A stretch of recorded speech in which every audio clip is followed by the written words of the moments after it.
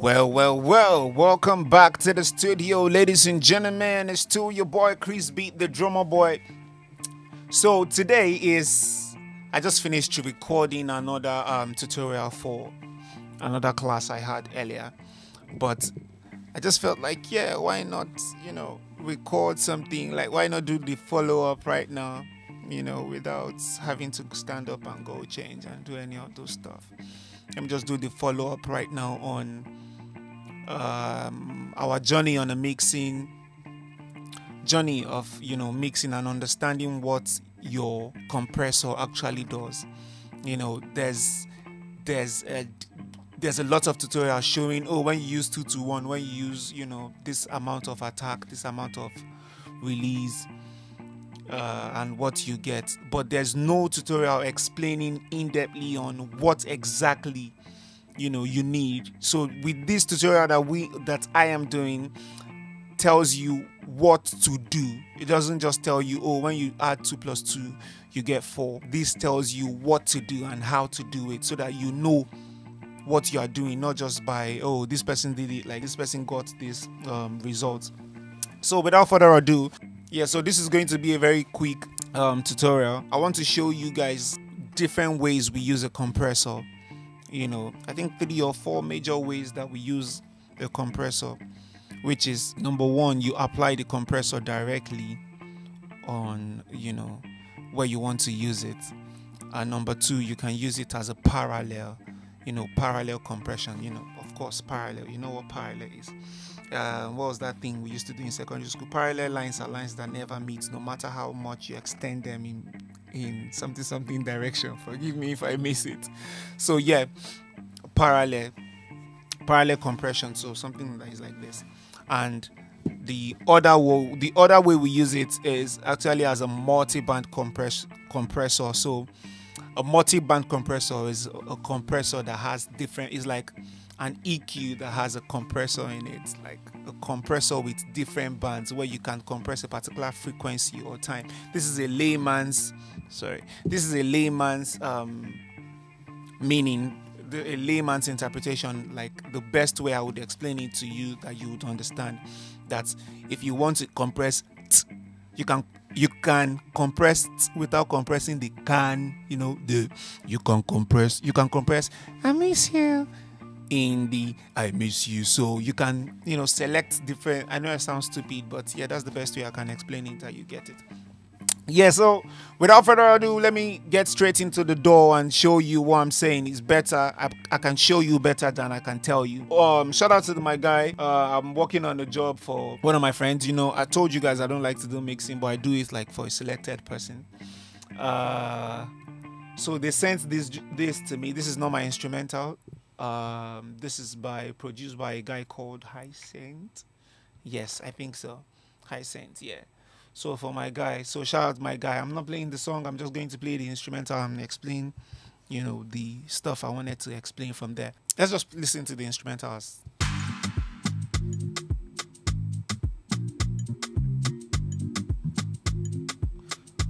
Yeah, so let me come to the session where I want to explain the thing to you.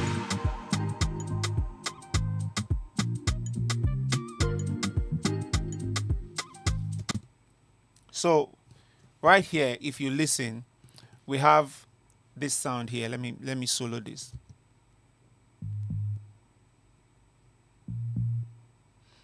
And if you look here at my compressor, you see it's going down, like without, even when there's no signal playing. That's because it's sidechained to my key. Just the way the name sounds, sidechain.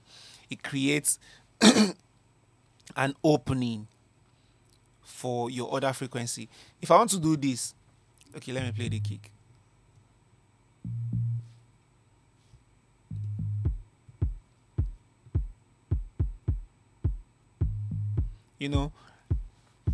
There's a part where the kick and the conga, I don't know if that's called a conga. There's a part where they meet. Because of this sidechain now, the kick, you can hear the kick and also hear the conga without affecting anything. It's just to let the conga to go down a bit for the kick to sound. So if I want to create, if I want to create that for you to hear it, like really, really hear it, I would go like this. Listen to the conga, how it affects the conga. Can you see? You see how it's going, it's bending for that to play. You get, so I just need it to come down a little bit because both of them are competing for the same position in the distance, and that is what is called the side chain. So if I want to do this with another thing, let me just look for a let me see. Let's see. Okay, let's say I want to. Of course, this is just explanation. They have nothing. You don't have to do it on something like this. They are not competing for anything in this part. So let me rename these so I'll know how to do it. I'm using Ableton stock plugins so that you know you can use this on any this thing. Like I always tell you guys, this is not, I'm not, it doesn't cost money to mix a good song, to get a good mix. You just need to understand it. If you have those extra plugins, they help, but I don't think they are needed. If you ask me, I think everything you need to make music right now you already have. So if you're watching this, it means you already have something to make music. So let's create room for our bell plucky sound. So see, so once you click sidechain, your compressor is no longer working as a compressor, it's working as a sidechain. And for Ableton, you could click post effects. That's maybe you want it to process all your effects first before the sidechain will kick in, or pre-effects, that's without effects, to process your effects after it. Pre and post, just the way pre, before, post, after. No post me, or don't post me. It means don't tell me you do something after you must have done something in the Nigerian lingo. So yeah. So now your threshold is not working as it was working before. So now your threshold tells you the signal when to dock. So let me show you what I'm saying. You see it now. Can you hear that?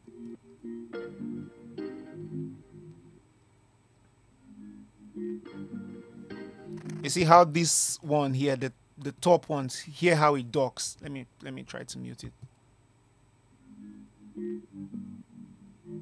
You get it docks that part. See? Yeah, so that's no, I don't want to go and spoil this mix. Yes, because nah, bruh, I'm not even about to do that. Yeah, so that explains what a sidechain is. The second way, the first way I already explained in my video of how to understand the compressor or something. I can't remember the name, but the compressor 101, I think so. Yeah, everything you need to know about a compressor. Then for the parallel compression is the type of compression where you add I think for Ableton users it's easy because every time we apply any compressor or any of the compressors that we have, Ableton has something called a dry or wet knob. The dry or wet knob is simply emulating the parallel compression, because if you have it 100, that's a compressor compressing 100. If you bring it down, that's parallel compressor. That's a little bit of the processed signal and the unprocessed signal. Let me show you better than I am speaking English. I didn't learn music in English. I learned music. I didn't learn English. Yeah, so let's see what a parallel compression does. Mr. DJ, play the music. If you hear me, make you dance. Oh. Yeah, so see here, I already have my compressor. Okay, yeah, that's good. I already have my compressor here. About that. See where my threshold is. That's minus 49. Minus 49.9. Negative 49.9, in case you don't know what minus is. So if I do this, I think I should take out all the other effects so that we can hear. Mr. DJ, play the music. So see, hear how it sounds now. Mr. DJ, play the music. Let's look at my compressor. Mr. DJ play. See how many reduction you're getting. Mr. DJ play the music. Mr. DJ play the music. Mr. DJ play the... That sounds overly squashed. You know, you never want to use that. But there's a way. When the sound is squashed, there's a way you can, you know, blend the squashed signal with the original signal that you get a very beautiful sounding vocal. So let's try to do that now. Mr. DJ play the music. If you dey hear me, make you dance. You know, controls the peak. You can control the peak without having to apply it directly, you know, on the distance. That's what a parallel compressor is. That's what a parallel compression does. It helps you process it in a different way without having to apply it directly on your channel strip. So yeah, try that today. You know, try that today and thank me tomorrow. You never know, you love it. And the third way, yes, sorry, oh, we are running out of time.